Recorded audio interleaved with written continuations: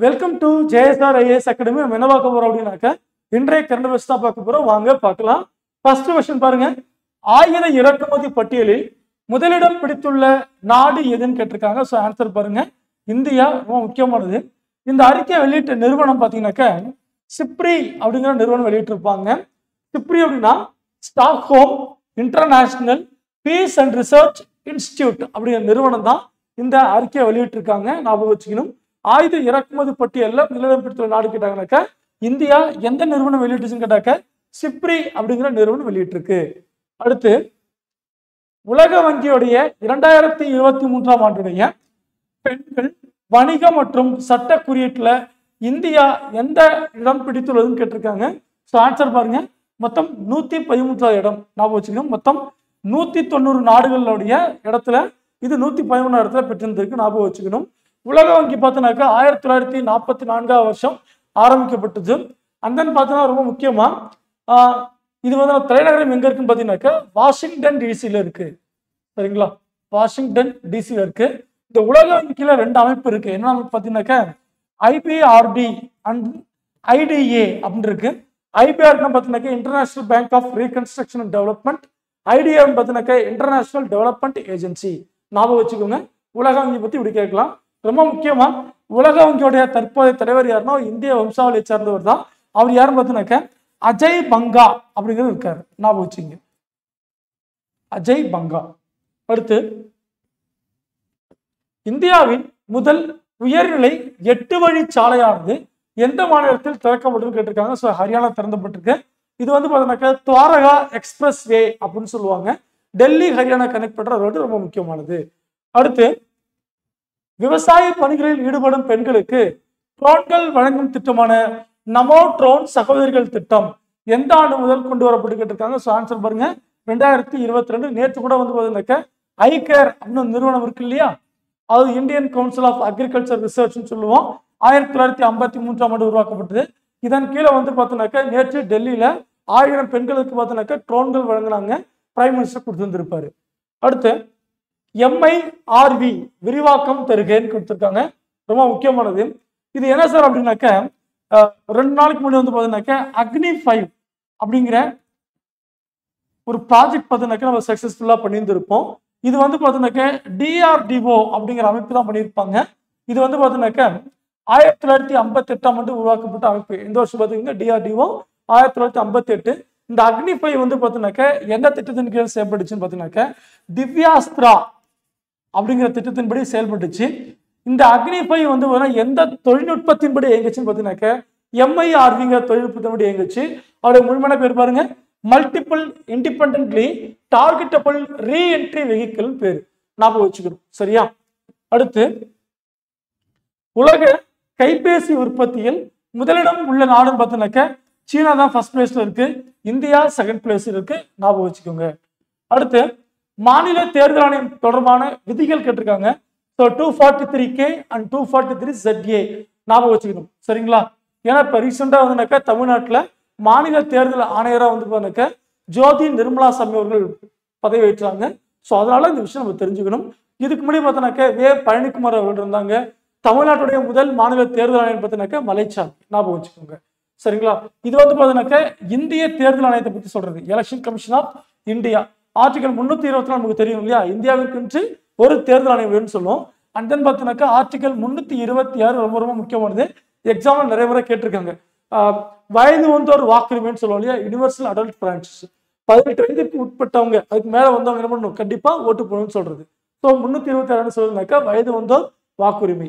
அந்த 243P 243ZG இது இந்த ரெண்டும் பார்த்தீங்கன்னாக்கா பஞ்சாயத்து ராஜ் மற்றும் முனிசிபாலிட்டி பத்தி பேசுது. சரிங்களா.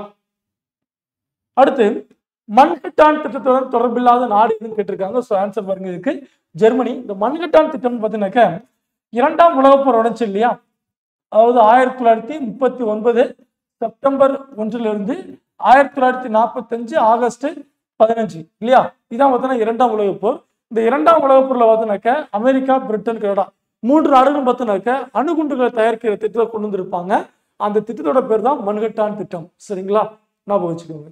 இந்த திட்டத்தின் கீழே தயாரிக்கப்பட்ட வெடிகுண்டுகள் தான் ஹிரோஷிமா மற்றும் நாகசாகி மேல வீசப்பட்டிருக்கும். ஞாபகம் வச்சுக்கணும். அடுத்து பொறுத்துங்க.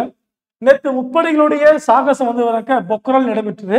அந்த திட்டத்தோட பேரு பாரத் சக்தி திட்டம். இதுக்கு முன்னாடி பார்த்தோம்னாக்கா அதே பொக்ரான்ல 2 விதமான இன்சிடென்ட் இருந்துச்சு. அதான் நான் கொடுத்துருக்கேன். ஃபர்ஸ்ட் பாருங்க, ஸ்மைலிங் புத்தா அப்படிங்கிற திட்டம் வந்து பார்த்தோம்னாக்கா மே 18, 1974 இந்திரா காந்தி பீரியடா இருக்கும்போது, அவங்க முதல் பிரைம் மினிஸ்டரா இருக்கும்போது வந்துச்சு. அடுத்து மிஷன் சக்தின்னு சொல்லுவாங்க. இது வாஜ்பாய் பீரியடா இருக்கும்போது வந்தது. அந்த பாரத் சக்தி பார்த்தோம்னாக்கா நேற்று நடைபெற்றுச்சு. சரியா? ஸோ ஆன்சர் பாருங்க 3, 2, 1 இதான் ஆன்சர் பார்த்து ஞாபகம் வச்சுங்க. கண்டிப்பா எக்ஸாம்ல கேட்கக்கூடிய கேள்வி தான் எல்லாமே. அடுத்து 2023ஆம் ஆண்டுக்கான சாகித்ய அகாடமி விருது வந்து பார்த்தீங்கன்னாக்க தேவி பாரதி அவர்கள் வாங்கியிருக்காங்க. எந்த புத்தகத்துக்காக வாங்கியிருக்காங்க பார்த்தீங்கன்னாக்க நீர்வழி படும் அப்படிங்கிற புதினத்திற்காக வாங்கியிருக்காங்க. ரொம்ப முக்கியமா சாகித்ய அகாடமி 24 மொழிகள்ல வழங்கப்படுகிறது. ஞாபகம் வச்சுக்கணும். சரியா? இதுல பாருங்க, செல்லாத பணம் வந்து பார்த்தீங்கன்னாக்கா இமயம் அவர்கள் வாங்கியிருந்திருப்பாரு. சிவப்பு கழுத்துடன் ஒரு பச்சை பருவங்கிற ஒரு சிறுகதைக்கு அம்பை என்கிற CS லட்சுமி வாங்கியிருப்பாங்க. காலாபணி வந்து பார்த்தீங்கன்னாக்க S ராஜேந்திரன் அவர்கள் வாங்கியிருப்பாங்க. சரியா? அடுத்து அப்புறம் இதோட நம்ம ஞாபகம் இருக்குன்னு நினைக்கிறேன், கண்ணையன் தட்சிணாமூர்த்தி நம்ம நேற்று கூட வீடியோல பார்த்துருந்தோம். அவரு சாகித்ய அகாடமிக்கான இந்த மொழிபெயர்ப்பிற்கான விருது வாங்கியிருப்பாரு. அருணாச்சல பிரதேச கவிஞர் யாருனாக்கா மமங் தாய்னு ஒருத்தர் வந்திருப்பார். ரைட்டுங்களா? மமங் தாய் இவர் எழுதினது என்ன புத்தகம்னாக்க தி பிளாக் ஹில் அப்படிங்கிற புத்தகம் எழுதியிருப்பாரு. இதை பார்த்தோம்னாக்கா கருங்குன்றம் என்ற பெயர்ல மொழிபெயர்த்துமைக்காக கண்ணையன் தட்சிணாமூர்த்திக்கு அவர்களுக்கு சாகித்ய அகாடமிக்கான மொழிபெயர்ப்புக்கான விருது கிடைச்சிருக்கு. ஞாபகம் வச்சுக்கணும். அடுத்து மத்திய அரசு ஹைதராபாத் விடுதலை தினமாக எந்த நாளை அறிவித்துள்ளதுன்னு கேட்டிருக்காங்க. ஸோ ஆன்சர் பாருங்க, செப்டம்பர் 17. ஹைதராபாத்ல நல்லா ஞாபகம் வச்சுக்கணும், ஆபரேஷன் போலோ அப்படின்னு சொல்லுவாங்க. சரிங்களா? ஆபரேஷன் போலோ ஞாபகம் வச்சுக்கணும். அந்த பார்த்தோன்னா இங்க ஒரு பெரிய ஒரு அமைப்பு இருந்துச்சு, ஆர்மியா இருந்துச்சு, பேரு ரசாக்கர்ன்னு சொல்லுவாங்க. அவங்களுக்கு பார்த்தீங்கன்னாக்கா சண்டை போட்டிருப்பாங்க. இந்த ஆபரேஷன் போலோ எப்போனாக்கா 1948 செப்டம்பர் 17 முடிஞ்சிருக்கும். அதனாலதான் பார்த்தீங்கன்னாக்கா ஹைதராபாத் விடுதலை தினமா செப்டம்பர் 17 கவர்மெண்ட் பண்ணியிருக்காங்க. இதுக்கு பின்புலத்தில் இருந்தவர் சர்தார் வல்லபாய் பட்டேல். ஞாபகம் வச்சுக்கணும். நவம்பர் 1 நமக்கு தெரியும் தமிழ்நாடு உதயமானது. ஜூன் 2 தெலுங்கானா உதயமானது கிருஷ்ணா கமிட்டி உட்படி. ஜனவரி 24 பார்த்தீங்கன்னாக்கா 1950 உத்தரப்பிரதேசம் உருவாகிருக்கும். அடுத்து தேர்தல் பத்திரங்கள் எந்த வங்கியில் மட்டுமே பெற முடியும் அப்படின்னு பார்த்தீங்கன்னாக்கா ஸ்டேட் பேங்க்ல மட்டும்தான் முடியும். இப்ப தேர்தல் பத்திரங்கள் செல்லாதுன்னு சொல்லி சுப்ரீம் கோர்ட் சொல்லிட்டாங்க. ஞாபகம் வச்சுங்க. கண்டிப்பா இதை வச்சு உங்களுக்கு கொஸ்டின் கேட்பாங்க. உங்களுக்கு ஒரு கேள்வி, ஸ்டேட் பேங்க் எந்த வருஷம் வந்து பார்த்தீங்கன்னாக்கா நேஷனலைஸ் ஆச்சுக்கு தெரிஞ்சாக்க கமெண்ட் பாக்ஸ்ல கமெண்ட் பண்ணுங்க. அடுத்து ஜன் ஔஷாதி திவாஸ்ன்னு சொல்லுவாங்க. அப்படி இல்லைன்னா பொது மருத்துவ தினம் எப்பொழுது கொண்டாடப்படுதுன்னு பார்த்தீங்கன்னாக்கா மார்ச் 7. ஜெனரிக் மெடிசன் பத்தின மக்களுக்கு விழிப்புணர்வு ஏற்படுத்துறதுக்காக இந்த தினம் கொண்டாடப்படுகிறது. இது 2019 முதல் கொண்டாடப்பட்டு வருது. ஞாபகம் வச்சுக்கோங்க. அடுத்து 2023ஆம் ஆண்டில் இந்தியாவுடைய வேலை வாய்ப்பின்மை அன்எம்ப்ளாய்மெண்ட் விகிதம் எவ்வளவு கேட்டிருக்காங்க. ஸோ ஆன்சர் பாருங்க 3.1. இது வந்து 2022க்கான வேலை வாய்ப்பின்மை விகிதம், அதாவது குறைஞ்சிருக்குன்னு சொல்றாங்க. ஞாபகம் வச்சுக்கோங்க. இது வந்து பார்த்தீங்கன்னாக்கா மினிஸ்ட்ரி ஆஃப் ஸ்டாட்டிஸ்டிக்ஸ் டிபார்ட்மெண்ட் கொடுக்குறாங்க. அதாவது புள்ளியியல் துறை இருக்கு இல்லையா, அவங்க தான் இந்த ரிப்போர்ட் வெளியிட்டிருப்பாங்க. அடுத்து வாகனங்களை ஏற்றிச் செல்வதற்காக இந்தியாவிலேயே முதலாக தனது ஆலைக்குள் ரயில் பாதையை அமைத்துள்ள நிறுவனம் கேட்டிருக்காங்க. சுசுகி மோட்டார் நிறுவனம். எங்கன்னு பார்த்தீங்கன்னாக்கா குஜராத்ல இது கொண்டு வந்திருக்காங்க. சரி, அடுத்து முதலில் குடியுரிமை சட்டம் எப்பொழுது திருத்தம் செய்யப்படுது கேட்டிருக்காங்க. ஸோ ஆன்சர் பாருங்க 1986. குடியுரிமை சட்டம் உங்களுக்கு தெரியும் 1955 வந்துச்சு. சரிங்களா? ஸோ இதுக்கான பின்புலம் நம்ம சொல்றோம். அடுத்து அஸ்ஸாம் ஒப்பந்தம், அதாவது அஸ்ஸாம் அக்கார்ட் எந்த ஆண்டு கையெழுத்தானது கேட்டிருக்காங்க. ஸோ 1985 கொண்டு வந்திருப்பாங்க. எதுக்கு சைன் பண்ணியிருப்பாங்க அப்படின்னாக்க அஸ்ஸாம்ல 1979 ஒரு இடைத்தேர்தல் கொண்டு வந்திருப்பாங்க. அந்த இடைத்தேர்தல வந்து பார்த்தீங்கன்னாக்க பாதி பேர் ஓட்டு போட்டவங்க எல்லாம் பார்த்தீங்கன்னாக்க வங்கதேசத்துல இருந்து வந்தவங்க. இதை வந்து யார் கண்டுபிடிக்கிறது அப்படின்னாக்க ஆல் அஸ்ஸாம் ஸ்டூடெண்ட்ஸ் யூனியன், அதாவது அனைத்து அஸ்ஸாம் மாணவர்கள் சங்கம் பார்த்தீங்கன்னா கண்டுபிடிச்சிடறாங்க. அதுக்கு பிறகு பார்த்தீங்கன்னாக்க யாரெல்லாம் வெளிநாட்டுல இருந்து வந்திருப்பாங்களோ அவங்க எல்லாம் அஸ்ஸாம் விட்டு கிளம்ப சொல்லி போராடி இருப்பாங்க. 6 வருஷம் நடைபெற்று இருந்திருக்கும். சரிங்களா?